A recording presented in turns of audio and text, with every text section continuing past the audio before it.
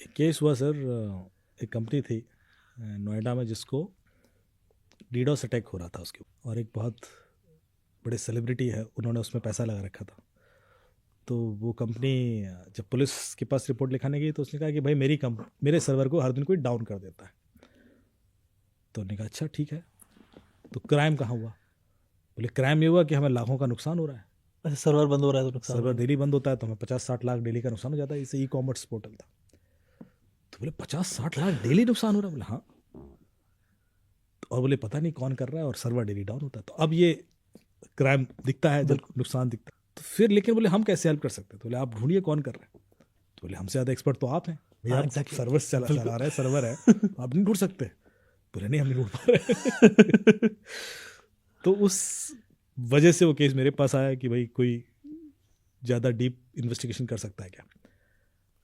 तो जब मैंने देखा कि मैंने उनसे बात की, मैंने कहा साहब आप क्या प्रॉब्लम क्या? बोले हर दिन कोई, तो डीडोस अटैक क्या होता है मैं थोड़ा सिंप्लीफाई कर दूं लोगों को, कि कोई सर्वर होता है उसकी एक कैपेसिटी होती है, उससे ज़्यादा यदि रिक्वेस्ट किसी समय आ जाती हैं तो वो सर्वर हैंडल नहीं कर पाता, हैंग हो जाता है या वो क्रैश हो जाता है। अब उसको दोबारा आप करने में टाइम लगता है, और जब तक के लिए वो सर्वर डाउन रहेगा आपका कोई उसको यूज़ नहीं कर पा रहा। यदि डेली ये चीज़ होने लगी तो आपकी रेपुटेशन लॉस हो जाती है, लोगों को भरोसा नहीं रहता कि यार ये तो वेबसाइट डेली डाउन रहती है, इस पर कोई करने का कोई फ़ायदा नहीं है।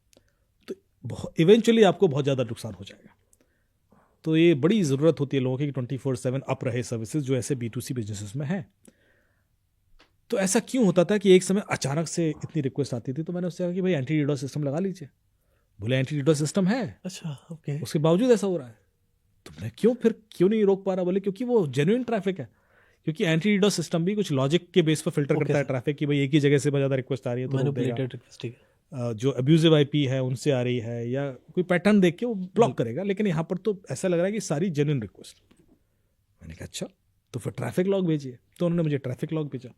तो जब मैंने ट्रैफिक एनालिसिस किया तो पता पड़ा कि अधिकतर रिक्वेस्ट जो है वो NCR रीजन से ही है, मतलब 70-75% ट्रैफिक यहीं से है। मैंने कहा ये तो एग्जैक्टली सर, एक ही जगह से वेबसाइट पे ऐसा क्यों हो रहा है भाई? बन सकता है जब ये डीडोस अटैक होता है तब। तो वो जो उसमें से मैंने कुछ नोएडा वाले IP एड्रेसेस निकाल लिए, 20-22 IP एड्रेसेस। उन IP एड्रेसेस के हमने ओनर्स निकलवाए, और उसके बाद उन ओनर को फ़ोन किया कि भाई आप ये रिक्वेस्ट डेली क्यों करते हो सर्वर को? तो बोले हम तो जानते भी नहीं इस वेबसाइट को, हमने तो कभी खोला भी नहीं। कि आपकी मोबाइल से जाती है रिक्वेस्ट, आप ही के IP से गई है? बोले नहीं साहब हम तो कभी भी नहीं किए, हम तो जानते भी नहीं।